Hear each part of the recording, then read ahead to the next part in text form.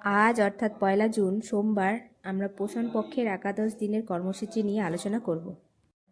আজকের কর্মসূচির মূল বিষয়বস্তু অঙ্গনওয়াড়ি কেন্দ্রের জন্য সম্প্রদায়ের সমর্থন। কর্মসূচি অঙ্গনওয়াড়ি কেন্দ্রের আওতাধীন এলাকায় হবে। কার্যকলাপ: পোষণ প্রেরণা যাত্রা। দিদিদের কি করতে হবে?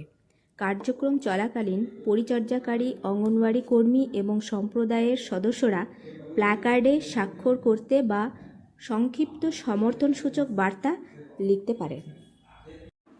কি উপাদান প্রয়োজন? প্রথম 1000 দিনে পুষ্টি, স্বাস্থ্য এবং প্রারম্ভিক শৈশবের যত্ন সম্পর্কিত মূল বার্তা তুলে ধরে সহজ প্ল্যাকার্ড তৈরি করা।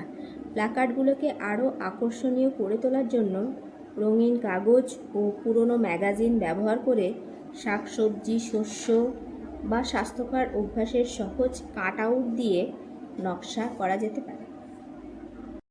কারা অংশগ্রহণ করবে?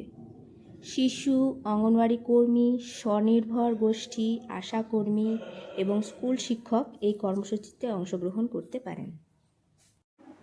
কি বরাদ্দ আছে?